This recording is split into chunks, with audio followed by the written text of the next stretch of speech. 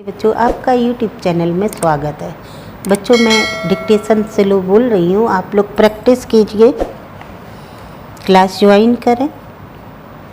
Dictation start. महोदय, प्रशासन का यह कर्तव्य हो जाता है कि वह सतर्क रहे और अधिकारी लोग अपने को निष्पक्ष रखें, किंतु जो जनता के अंदर एक गिरावट आती जाती रही है, वह भी एक देखने की बात है।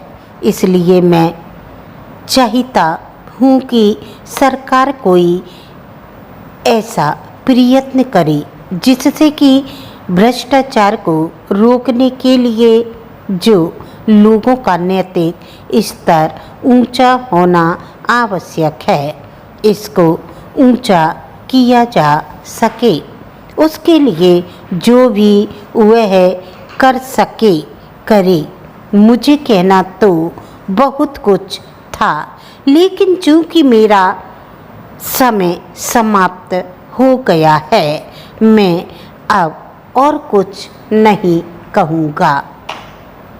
महोदय, इसलिए मैं माननीय रक्षा मंत्री महोदय का ध्यान इतिहास की उस चेतावनी की ओर दिलाना चाहता हूँ कि हिमालय की चोटी पर जिसका अधिकार रहा है, उसका गंगा और यमुना के मैदान पर भी अधिकार रहा है।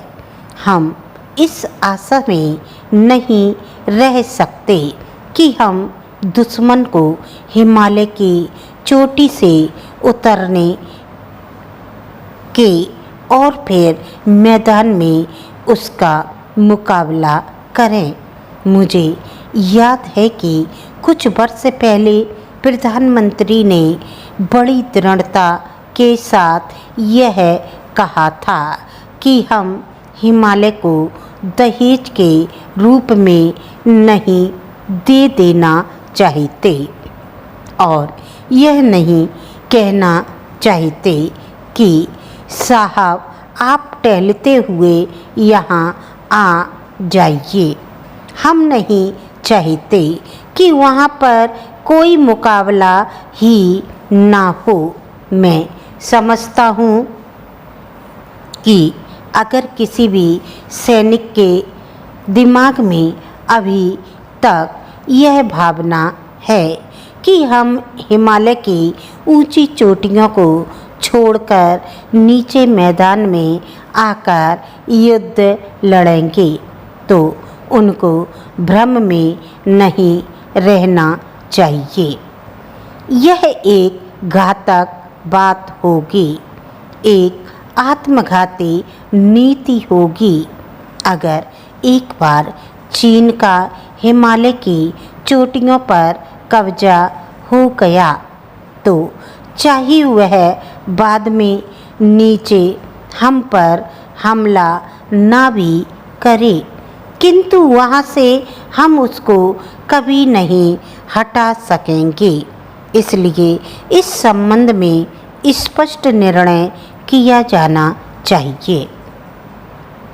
इसके बाद मैं मध्यवर्ती क्षेत्र के बारे में कुछ कहना चाहता हूँ।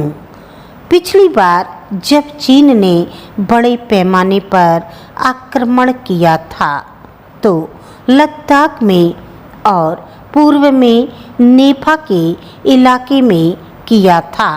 मध्यवर्ती क्षेत्र में मिडिल सेक्टर में लड़ाई नहीं हुई थी, लेकिन मेरा अपना अनुमान है और बहुत से लोगों को इस बात की आशंका है कि अगर अब कभी चीन ने दोबारा हम पर आक्रमण किया, तो वह मिडिल सेक्टर में करेगा।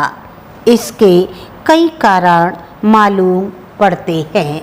आपको डिक्टेशन अच्छी लगी तो आप लाइक करें, सब्सक्राइब करें। That's all.